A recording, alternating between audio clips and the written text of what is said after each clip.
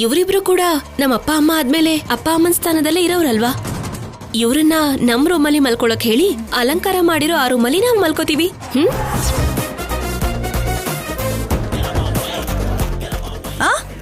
ಇಲ್ಲ ಇಲ್ಲ, ನಾವಲ್ಲಿ ಮಲ್ಗಲ್ಲ. ನಮಗ್ ನಮ್ ರೂಮ್ ಇರೋವಾಗ ನಾವ್ಯಾಕೆ ಎಲ್ಲೆಲ್ಲೋ ಮಲ್ಕೋಬೇಕು? ನಾವ್ ಮಲ್ಗಲ್ಲ.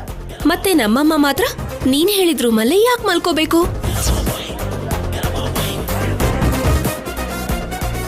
ಅದೇನ್ ಪಲ್ಲವಿ ಹಾಗೆ ಮಾತಾಡ್ತಾ ಇದೀಯಾ? ಕಲ್ಯಾಣಿ ನಿಮ್ಮನ್ನ ತಂದೆ ತಾಯಿ ಸ್ಥಾನದಲ್ಲಿ ನಿಲ್ಲಿಸಿ ನಿಮ್ಮ ಗೌರವ ಕೊಡ್ತಾ ಇದ್ರೆ ಸಂತೋಷ ಪಡೋದ್ ಬಿಟ್ಟು ಹಾಗೆ ಮಾತಾಡ್ತಿದ್ಯಾ? ಅಣ್ಣ, ನಿಮ್ಗೇನು ಗೊತ್ತಾಗಲ್ಲ, ನೀವ್ ಸುಮ್ನಿರಿ. ಪಕ್ಕದ ರೂಮಲ್ಲೇ ನಾವಿರೋದಕ್ಕೆ ನಮ್ಮನಿಲ್ ಮಲ್ಕೊಳ್ಳಿ ಅಂತ ಹೇಳ್ತಿದ್ದಾರೆ ಬಿಟ್ರೆ, ಅದೇ ನಾವ್ ಅಲ್ಲೆಲ್ಲೋ ಇದ್ದಿದ್ರೆ ನಮ್ಗೆ ಈ ತರ ಮಲ್ಕೋ ಅಂತ ಹೇಳ್ತಿದ್ರಾ? ಯಾವ್ದಾದ್ರೂ ಬೇರೆ ಊರಲ್ಲಿ ಇದ್ದಿದ್ರೆ ಅದಕ್ಕೆ ತಕ್ಕ ಹಾಗೆ ನಾವ್ ಏನಾದ್ರೂ ಮಾಡಬಹುದಾಗಿತ್ತು.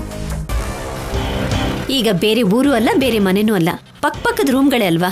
ಅದಕ್ಕೆ ಹಾಗೆ ಮಾಡಿದ್ರೆ ಒಳ್ಳೇದು ಅಂತ ಹೇಳ್ತಾ ಇದ್ದೀನಿ. ಈಗ ಇದನ್ನೆಲ್ಲ ಹೇಳ್ತಿದ್ಯಾ? ಆದ್ರೆ ಮೊದಲನೇ ಸಲ ಪ್ರಸ್ತಾವ ಮಾಡಿಸಿದಾಗ ಯಾಕೆ ಈ ಆಚಾರಗಳನ್ನೆಲ್ಲ ಪಾಲನೆ ಮಾಡ್ಲಿಲ್ಲ?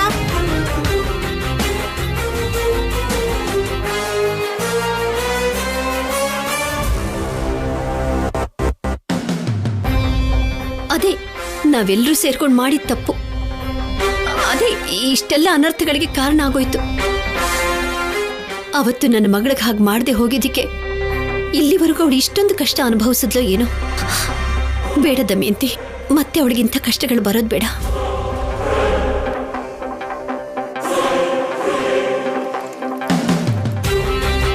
ಅದಕ್ಕೆ ಪಲ್ಲವಿ, ಚಿನ್ನಿ ಇವತ್ತು ಆ ರೂಮಲ್ಲಿ ಮಲ್ಕೊಳ್ಳಿ ಅಂತ ಹೇಳಿದೆ.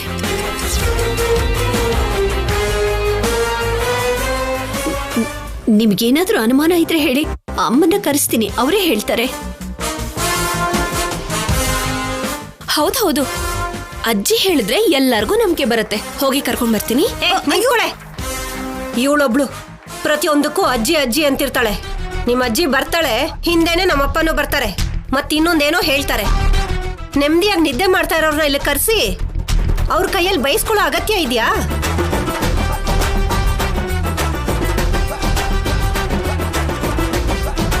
ಸರಿ ಬಿಡು ಪಲ್ಲವಿ, ಆಚಾರ ಅದು ಇದು ಅಂತ ಏನೇನೋ ಹೇಳ್ತಿದಾರಲ್ಲ, ಏನೋ ಒಂದು ಮಾಡ್ಕೊಂಡ್ಲಿ ಬಿಟ್ಬಿಡು. ಅದಕ್ಕೆ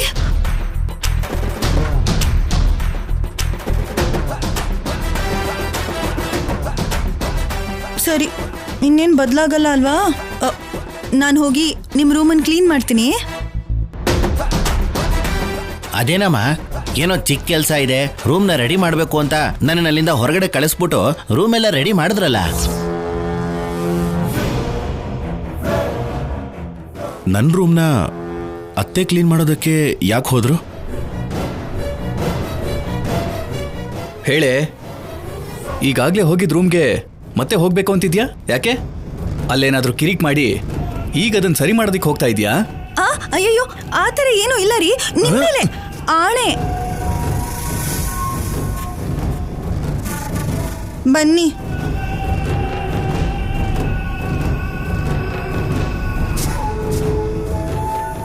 ಬಾಲಾಜಿ, ನೀನು ಹೋಗಿ ಮಿಕ್ಕ ಕೆಲಸ ಎಲ್ಲ ನೋಡ್ಕೋ. ಸರಿ ಅಮ್ಮರೇ.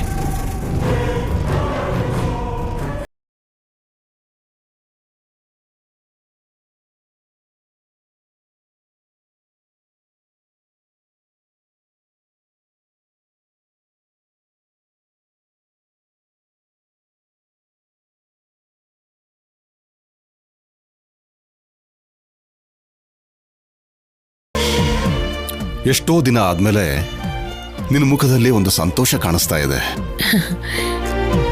ನಿಜವಾಗ್ಲೂ ನಾನು ತುಂಬಾ ಸಂತೋಷವಾಗಿದ್ದೀನಿ ರೀ. ದಿನ ಕಲ್ಯಾಣಿ ಮುಖ ನೋಡ್ದಾಗೆಲ್ಲ ಚಿಕ್ಕ ವಯಸ್ಸಲ್ಲೇ ಕಲ್ಯಾಣಿ ಜೀವನ ಹೀಗಾಗೋಯ್ತಲ್ಲ ಅಂತ ನೋವಾಗ್ತಿತ್ತು. ಆದ್ರೆ ಇವತ್ತು ಇಲ್ಲ ಅನ್ಕೊಂಡಿದ್ದ ಶೌರ್ಯ ವಾಪಸ್ ಬಂದಿದ್ದಾನೆ. ಅದಕ್ಕಿಂತ ಸಂತೋಷ ಇನ್ನೇನ್ ಬೇಕ್ರಿ? ಅನ್ಯಾಯ ಆಗೋಯ್ತು ಅನ್ಕೊಂಡಿದ್ದ ಕಲ್ಯಾಣಿ ಜೀವನದಲ್ಲಿ ಒಂದು ಬೆಳಕು ಬಂದಿದೆ. ಇನ್ನು ನಾವು ಚಿಂತೆ ಮಾಡೋ ಅಗತ್ಯ ಇಲ್ಲ ಬಿಡು. ಇನ್ನು ಚಿಂತೆ ಮಾಡೋ ಅಗತ್ಯ ಏನಿದೆ ರೀ? ಕಲ್ಯಾಣಿ ಶೌರ್ಯ ಇನ್ಮೇಲಿಂದ ಸಂತೋಷವಾಗಿ ಜೀವನ ಮಾಡ್ತಾರೆ. ಈ ವಯಸ್ಸಲ್ಲಿ ನಮಗ್ ಬೇಕಾಗಿರೋದು ಮಕ್ಕಳ ಸಂತೋಷನೇ ಅಲ್ವಾ? ಹೌದು ರೀ. ದೇವ್ರ ದಯೆ ಅಂದ್ರೆ ಹೀಗೆ ಇರುತ್ತೇನೋ, ಇಲ್ಲ ಅಂದ್ರೆ ಸತ್ತು ಹೋಗಿದ್ದಾನೆ ಅನ್ಕೊಂಡಿದ್ದ ಶೌರ್ಯ ಬದುಕೇ ಇರೋದು ಅಂದ್ರೇನು ರೀ? 4 ತಿಂಗಳ ನಂತರ ಮನೆಗೆ ಬರೋದಂದ್ರೇನು ರೀ? ಇದನ್ನ ನಿಜವಾಗ್ಲೂ ಕಲ್ಯಾಣಿ ಅದೃಷ್ಟ ಅಂತಾನೆ ಹೇಳಬೇಕು.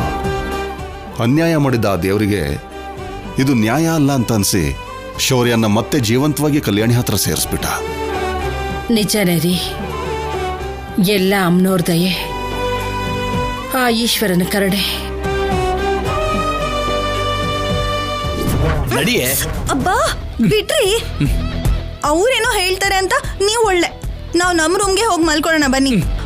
ಹಾಗಲ್ವೇ ಪಲ್ಲವಿ, ಅಪ್ಪ ಅಮ್ಮನ ನಂತರ ನಮಗೆ ಅಪ್ಪ ಅಮ್ಮನ ಸ್ಥಾನ ಕೊಟ್ಟು ಈ ರೂಮಲ್ಲಿ ಮಲ್ಕೊಳ್ಳಿ ಅಂತ ಅಂದಿದ್ದಾರೆ.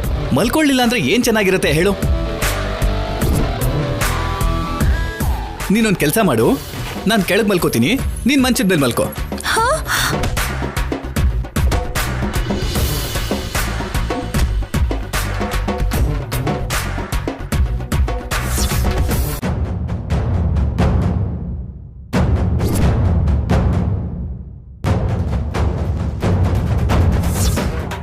ಬೇಡ ಬೇಡ, ನಾನ್ ಕೂಡ ನಿಮ್ ಜೊತೆ ಕೆಳಗೆ ಮಲ್ಕೋತೀನಿ. ಇಲ್ಲ ಅಂದ್ರೆ ನೀವೊಬ್ರೆ ಹಾಯಾಗಿ ಮಂಚದ ಮೇಲೆ ಮಲ್ಕೊಳ್ಳಿ, ನಾನು ಒಬ್ಳೆ ಕೆಳಗೆ ಮಲ್ಕೋತೀನಿ. ಅದ್ ಹೇಗೆ ಪಲ್ಲವಿ? ನೀನ್ ಯಾವತ್ತಾದ್ರೂ ಕೆಳಗಡೆ ಮಲ್ಕೊಂಡಿದ್ಯಾ? ಆದ್ರೂ ನನ್ನ ಹೆಂಡತಿ ಕೆಳಗೆ ಮಲ್ಕೊಂಡ್ರೆ ನನಗೆ ನೋಡಕ್ಕಾಗತ್ತಾ? ಬೇಡ ಬಿಡು, ನೀನೇ ಮೇಲ್ ಮಲ್ಕೋ, ನಾನೇ ಕೆಳಗಡೆ ಮಲ್ಕೋತೀನಿ. ಅಯ್ಯೋ, ನಂಗ್ ಮಂಚದ ಮೇಲೆ ಮಲ್ಕಕ್ ಇಷ್ಟನೇ ಆಗಲ್ಲ ರೀ. ನೀವೇನಾದ್ರೂ ಅನ್ಕೋತೀರಾ ಅಂತ ಬಲವಂತವಾಗಿ ಮಲ್ಕೋತೀನಿ ರೀ, ಅಷ್ಟೇ ಅಷ್ಟೇ. ನನಗೆ ಗೊತ್ತು ಪಲ್ಲವಿ, ನೀನ್ ನನಗೋಸ್ಕರ ತಾನೇ ಕೆಳಗೆ ಮಲ್ಕೋತೀನಿ ಅಂತಿರೋದು. ನಾನು ಕೆಳಗೆ ಮಲ್ಕೊಂಡ್ರೆ ನೀನ್ ಹೇಗ್ ಮೇಲ್ ಮಲ್ಕೊಳ್ಳೋದು ಅಂತ ತಾನೇ ನಿನ್ ಫೀಲಿಂಗು. ಅದ್ರ ಬಗ್ಗೆ ತಲೆ ಕೆಡ್ಸ್ಕೋಬೇಡ, ನೀನು ಹ್ಯಾಪಿಯಾಗಿ ಮೇಲ್ ಮಲ್ಕೋ, ನಾನು ಕೆಳಗಡೆನೆ ಮಲ್ಕೋತೀನಿ. ಅದು ಇಲ್ಲ ಇಲ್ಲ, ಇಬ್ರು ಒಟ್ಟಿಗೆ ಕೆಳಗೆ ಮಲ್ಕೊಳ್ಳೋಣ. ಬೇಡ ಕಣೆ ಪಲ್ಲವಿ, ಇವತ್ತು ರಾತ್ರಿ ನೀನ್ ಮಂಚದ ಮೇಲೆ ಮಲ್ಕೋ.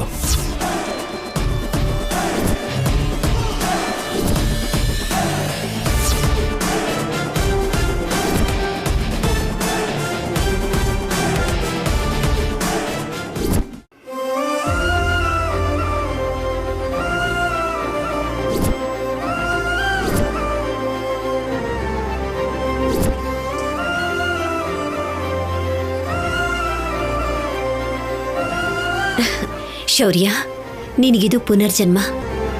ಅದಕ್ಕೆ ಅಮ್ಮನವ್ರ ಸನ್ನಿಧಿನಲ್ಲೇ ನಿಮಗೆ ಇನ್ನೊಂದು ಮದುವೆ ಮಾಡಿಸಿದ್ದು.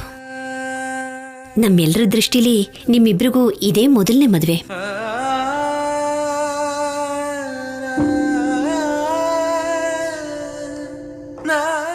ನಿಮ್ಮ ಜೀವನದಲ್ಲಿ ಕಳೆದು ಹೋದ 4 ತಿಂಗಳುಗಳು ಇರಲೇ ಇಲ್ಲ ಅಂತ ಅನ್ಕೊಳ್ಳಿ. ಗಂಡನಿಂದ ದೂರಾಗಿ ಕಲ್ಯಾಣಿ ಅನುಭವಿಸಿದ ನೋವು, ಹೆಂಡತಿ ಕಣ್ಣು ಮುಂದೆ ಇದ್ರೂ ಕೂಡ ನಿಜ ಹೇಳೋಕ್ಕಾಗದೇ ಇರುವಂಥ ನಿನ್ನ ಪರಿಸ್ಥಿತಿ, ಇದನ್ನೆಲ್ಲ ಮರ್ತು ಹೋಗಿ ಹೊಸ ಜೀವನನ ಇಬ್ರೂ ಪ್ರಾರಂಭಿಸಿ, ನವ ದಂಪತಿಗಳ ಥರ ಹೊಸ ಜೀವನನ ನಡೆಸಿ. ಈ ಕ್ಷಣದಿಂದ ನಿಮ್ಮಿಬ್ರಿಗೂ ಒಳ್ಳೇದೇ ನಡಿಬೇಕು. ನಡಿ. ಯಜಮಾನ್ರೆ ತಗೊಳ್ಳಿ, ಐಸ್ ಕ್ರೀಮ್ ತಗೊಂಬಂದಿದ್ದೀನಿ. ಥ್ಯಾಂಕ್ಸ್ ಬಾಲಾಜಿ, ನೀನು ಹೊರಡು. ಐಸ್ ಕ್ರೀಮ್ ಯಾಕೆ? ನಡಿ ಹೇಳ್ತೀನಿ. ನನಗೆ ಗೊತ್ತು ಪಲ್ಲವಿ, ನೀನ್ ನನಗೋಸ್ಕರನೇ ಅಲ್ವಾ ಕೆಳಗೆ ಮಲ್ಕೋತೀನಿ ಅಂತಿರೋದು. ನಾನು ಕೆಳಗೆ ಮಲ್ಕೊಂಡ್ರೆ ನೀನ್ ಹೇಗ್ ಮೇಲ್ ಮಲ್ಕೊಳ್ಳೋದು ಅಂತ ತಾನೇ ನಿನ್ ಫೀಲಿಂಗು.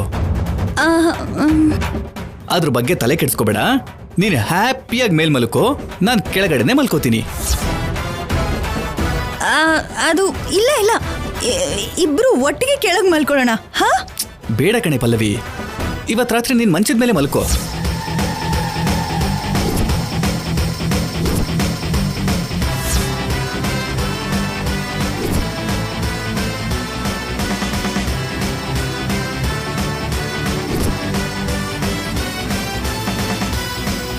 ನೀನ್ ಯಾವಾಗ್ಲೂ ಹೇಳ್ತಾ ಇರ್ತೀಯಲ್ಲ, ನಾನು ರೊಮ್ಯಾಂಟಿಕ್ ಆಗಿ ಇರೋದಿಲ್ಲ ಅಂತ. ನಾನೊಂದು ಕೆಲಸ ಮಾಡ್ತೀನಿ. ನಿನ್ನ ರೊಮ್ಯಾಂಟಿಕ್ ಆಗಿ ಮೇಲಕ್ಕೆ ಎತ್ಕೊಂಡು. ಅಯ್ಯೋ ಅಯ್ಯೋ, ಬೇಡ ರೀ, ಬೇಡ ರೀ, ಬಿಡ್ರಿ. ಹೀಗೆ. ಅಯ್ಯೋ ಬೇಡ ರೀ, ಪ್ಲೀಸ್ ರೀ, ಅಯ್ಯೋ ಬೇಡ ರೀ, ಅರ್ಥ ಮಾಡ್ಕೊಳ್ರಿ, ಬೇಡ ನನಗೆ ರೀ. ರೊಮ್ಯಾಂಟಿಕ್ ಆಗಿರಕ್ ಬರಲ್ಲ ಅಂತ್ಯ, ರೊಮ್ಯಾಂಟಿಕ್ ಆಗಿ ಎತ್ಕೊಂಡ್ರೆ ಬೇಡ ಕೆಳಗಿಳಿಸು ಅಂತ್ಯ. ಅಯ್ಯೋ ಬೇಡ ರೀ, ನನ್ಗೆ ಯಾವ ರೊಮ್ಯಾಂಟಿಕ್ಕು ಬೇಡ, ನನ್ನ ಕೆಳಗಿಳಿಸ್ರಿ ಇಳಿಸೋದಕ್ಕೆ ಪ್ಲೀಸ್ ಚಾನ್ಸೇ ರೀ. ಇಲ್ಲ. ಹೀಗೆ ಬೇಡ ರೀ. ಹೋಗಿ ಬೆಡ್ ಮೇಲೆ ಹಾಕ್ತೀನಿ. ಅಯ್ಯೋ ಬೇಡ ರೀ, ಆಮೇಲೆ ಅಯ್ಯೋ ಬೇಡ ರೀ, ಪ್ಲೀಸ್ ರೀ, ನನ್ ಮಾತ್ ಕೇಳ್ರಿ, ಪ್ಲೀಸ್ ರೀ, ಪ್ಲೀಸ್ ನನ್ನ ಅದೇನೇ ಕೆಳಗಿಳಿಸ್ರಿ, ಪಲ್ಲವಿ, ಪ್ಲೀಸ್ ರೀ, ಇವತ್ತಿನ ಮೇಲೆ ಪ್ರೀತಿ ಬಂದಿದೆ. ಪ್ರೀತಿಯಿಂದ ಎತ್ಕೊಂಡಿದ್ದೀನಿ ನಿನ್ನ. ಪ್ಲೀಸ್ ರೀ. ನೀನ್ ಪ್ರೀತಿಯಿಂದ ಅಯ್ಯೋ. ಫೀಲ್ ಆಗೋದ್ಬಿಟ್ಟು ಕಷ್ಟಪಡ್ತಿದ್ದಿಲ್ಲ ಯಾಕೆ? ಅಯ್ಯೋ ಈ ಪ್ರೀತಿ ನಂಗೆ ಬೇಡ ರೀ, ಪ್ಲೀಸ್ ರೀ, ಅರ್ಥ ಮಾಡ್ಕೊಳ್ಳಿ, ನಾನ್ ನಿಮ್ ಜೊತೆನೆ ಕೆಳಗ್ ಮಲ್ಕೋತೀನಿ ರೀ. ಇವತ್ತಿನ ಮಾತು ಕೇಳಿದ್ರೆ ಚಾನ್ಸೇ ಇಲ್ಲ. ಇವತ್ ನಾನು ನಿನ್ನ ರೊಮ್ಯಾಂಟಿಕ್ ಆಗಿ ಮಂಚದ ಮೇಲೆ ಮಲಗ್ಸೋನೆ, ನೀನು ಮಂಚದ ಮೇಲೆ ಮಲ್ಕೊಳ್ಳೋಳೆ. ಬೇಡ ರೀ, ಬೇಡ ರೀ. ಅಮ್ಮ, ಅಮ್ಮ, ಅಯ್ಯೋ.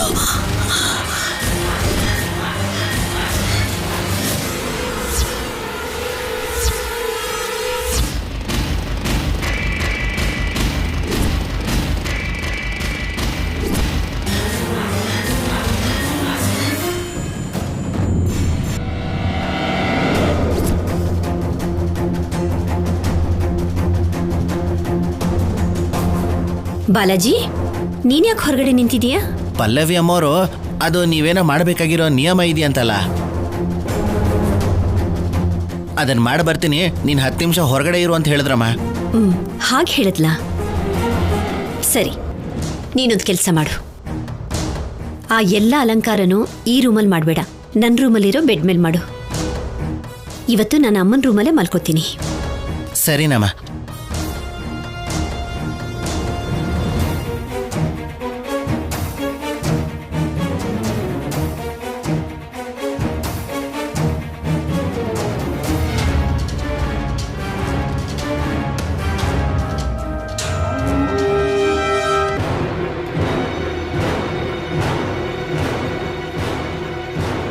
ಅಮ್ಮ,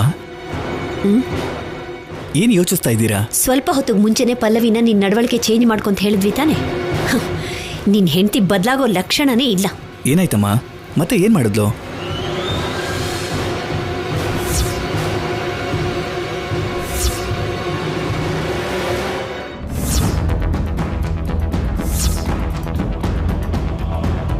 ಅವಳು ಕಲ್ಯಾಣಿ ಮೇಲೆ ಕೋಪ ಮಾಡ್ಕೋತಾ ಇದ್ದಾಳ. ಸರಿ, ಅವಳ ವಿಷಯ ನಾನು ನೋಡ್ಕೋತೀನಿ ಬಿಡಿಮ್ಮ. ನೀವೇನು ಮನ್ಸಿಗೆ ಹಚ್ಕೋಬೇಡಿ, ಎಲ್ಲ ಸರಿ ಹೋಗುತ್ತೆ.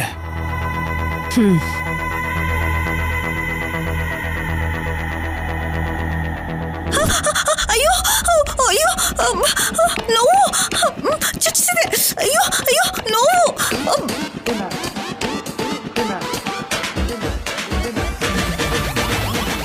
ಹೀಗೆ ಆಗ್ಬೇಕು ನಿನಗೆ? ಅಯ್ಯೋ ಆಗ್ತಾ ಇಲ್ಲ, ನೋವು. ಅಯ್ಯೋ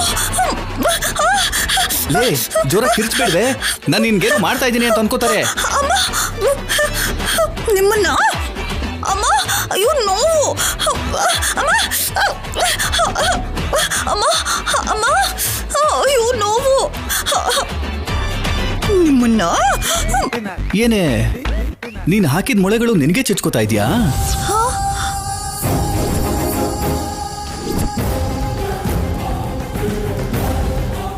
ಹೋಗ್ಲಿ, ನಮ್ಮ ಅಕ್ಕನ ಕರೆದು ಕಲ್ಯಾಣಿ ಮತ್ತೆ ಶೌರ್ಯ ಈ ಮಂಚದ ಮೇಲೆ ಮಲ್ಕೊಳ್ದ ಹಾಗೆ ನೀನ್ ಏನ್ ಮಾಡಿದ್ದೆ ಅಂತ ಹೇಳ. ಅವಳು ಕೂಡ ನಿನ್ನೊಂದ್ಸಲ ಪ್ರೀತಿಯಿಂದ ಎತ್ಕೋತಾಳೆ. ಅಂದ್ರೆ ನಿಮ್ಗಿದೆಲ್ಲ ಮೊದಲೇ ಗೊತ್ತಿತ್ತಾ? ಗೊತ್ತಿಲ್ಲದೆ ಹೇಗೆ ಇರುತ್ತೆ? ಬೆಕ್ಕು ಕಣ್ಮುಚ್ಕೊಂಡು ಹಾಲು ಕುಡ್ದಂಗೆ ನೀನ್ ಈ ಕೆಲ್ಸನೆಲ್ಲ ಮಾಡಿದ್ರೆ ಯಾರಿಗೂ ಗೊತ್ತಾಗಲ್ಲ ಅಂತ ಅನ್ಕೊಂಡಿದ್ಯಾ? ಅನುಪಮ ಅಮ್ಮನೇ ನನಗೆ ಮೊದಲು ಹೇಳಿದ್ದು. ಕಲ್ಯಾಣಿ ಹೇಳಿದ್ಮೇಲೆ ನನಗೆ ಪೂರ್ತಿ ಅರ್ಥ ಆಯ್ತು. ಅದ್ರ ಜೊತೆಗೆ ನಿನ್ ಕಣ್ಣಲ್ಲಿದ್ದ ಭಯ, ನೀನ್ ಅವ್ರನ್ನ ಈ ರೂಮಲ್ಲಿ ಮಲ್ಕೊಳ್ಳಿ ಅಂತ ಹೇಳಿ ನಾನ್ ಮಾತ್ರ ಮಲ್ಗಲ್ಲ ಅಂತ ಅಂದಿದ್ದು ನನ್ನ ಅನುಮಾನ ಇನ್ನೂ ಗಟ್ಟಿ ಆಗೋ ಹಾಗೆ ಮಾಡ್ತು. ಅದಕ್ಕೆ ನಿನಗೆ ಈ ಥರ ಟ್ರೀಟ್ಮೆಂಟ್ ಕೊಡದೇ ಇದ್ರೆ ನೀನ್ ಮಾತನ್ನು ಕೇಳಲ್ಲ ಅಂತ ಅನುಪಮ ಅಮ್ಮ ಹೇಳಿದ್ರು. ಈಗ ನಾನು ಮಾಡಿದ್ ಕೂಡ ಅದೇ. ನಾವೆಲ್ಲ ಎಷ್ಟು ಹೇಳಿದ್ವಿ, ಆದ್ರೂ ನೀನ್ ಬದಲಾಗ್ಲಿಲ್ಲ. ಅದಕ್ಕೆ ನೀನ್ ಹಾಕಿದ ಮೊಳೆಗಳ ಮೇಲೆ ನಿನ್ನನ್ನೇ ಹಾಕ್ದೆ. ನಿನಗೆ ಮಲಗಬೇಕು ಅಂತಂದ್ರೆ ಈ ಮಂಚದ ಮೇಲೆ ಮಲಕ್ಕೋ. ಕೆಳಗಡೆಗೇನಾದ್ರೂ ಬಂದ್ರೆ ನಿನ್ ಕೈ ಕಾಲು ಮುರಿದು ಹಾಕ್ಬಿಡ್ತೀನಿ. ಮಲ್ಕೋ. ನಿಮ್ಮನ್ನ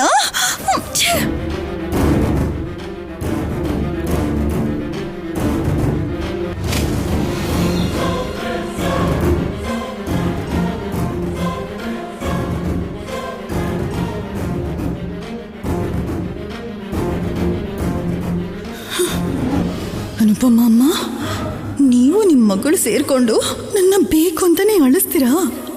ನನ್ನ ಗಂಡನ ಕೈಲಿ ನನ್ನನ್ನು ಬೆಡ್ ಮೇಲೆ ಮಲಗಿಸೋ ಹಾಗೆ ಮಾಡಿ ಆ ಮೊಳೆಗಳು ನನಗೆ ಚುಚ್ಚೋ ಥರ ಮಾಡ್ತೀರಾ? ನೋಡ್ಕೋತೀನಿ.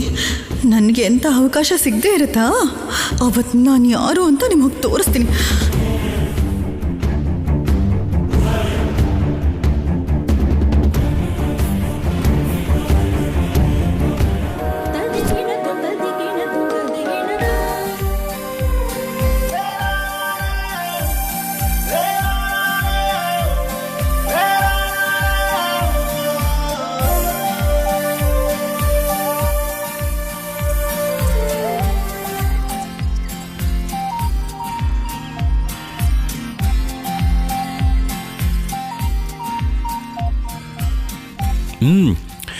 ನಮ್ಮ ಮಾವ ತುಂಬಾ ಚೆನ್ನಾಗಿ ಏರ್ಪಾಡು ಮಾಡಿದ್ದಾರೆ.